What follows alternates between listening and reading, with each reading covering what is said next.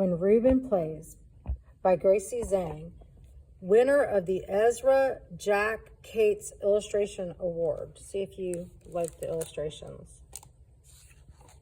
When Rubin Plays. In a small town by a big forest, there was a little orchestra.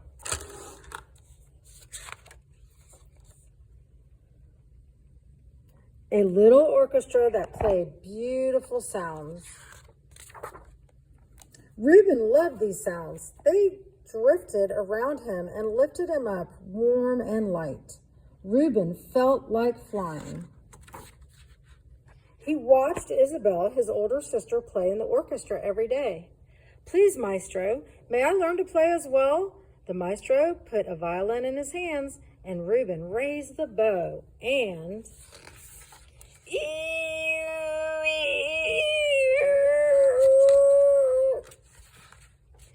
The young musicians clapped their ears and giggled. Isabel covered her gentle smile.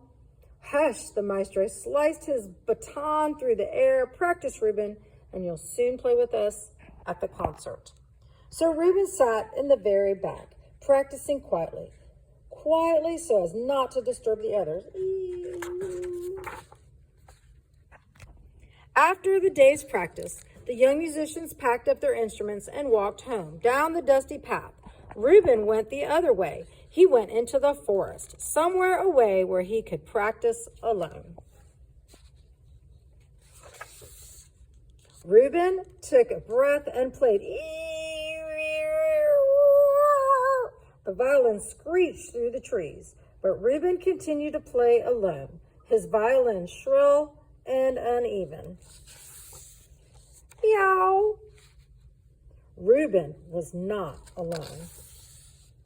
An audience had gathered silently on light paws, their ears sharp and alert. Bright yellow eyes followed the movements of Rubin. Ee went Rubin's violin. Meow went the crowd. The louder Rubin played, the louder they howled. Back and forth they went, their sounds a leaping crescendo deep in the night. In the practice room, Rubin's violin squeaked. He played in the corner, his sound muffled in the back as if not to disturb the others. Mumbled the maestro, a unique sound. "Here, Rubin, like this. Your arm a little higher, Rubin." "Rubin, play," Isabel whispered. Rubin continued practicing quietly. But at night, in the forest clearing, Rubin played a thicket of cacophonous sounds. Meow. His violin was accompanied by a swelling chorus. Rubin's heart beat forte, forte, forte. That means hard and fast. Under the moon, his audience kept tempo as they swang their tails, waving back and forth like the maestro's baton. On the day of the orchestra's performance, families arrived dressed in their brightest shirts and ribbons. Visitors poured out of vans, murmuring excitedly. The crowd waited. The maestro raised his baton. The crowd hushed. Together, musicians lifted their instruments, and beautiful sounds flooded the stage. Clear, gentle, floating through the air. Rubin's violin perched unsteadily in his hands. He played too quietly, too small. Rubin played. Isabel whispered in his ear. Rubin shifted in his seat. Forte, forte, forte, his heart beat. He closed his eyes and thought he heard paws padding, which couldn't be because paws are silent. Rubin squeezed his bow, adjusted his violin, and played. Rubin's music cut through the air.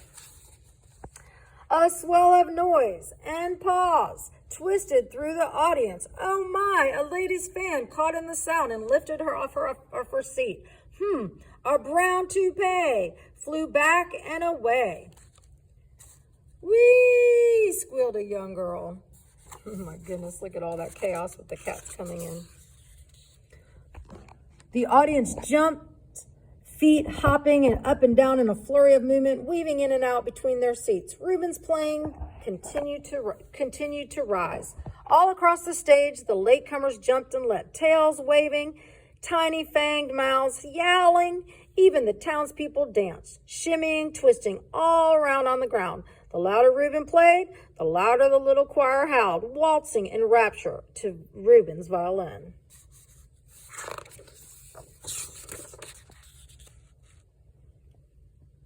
Fortissimo, fortissimo! Reuben felt himself getting lighter and lighter. All audience and musicians alike were caught in the whirlwind of Reuben's sound, flying, and with a final swing of his bow,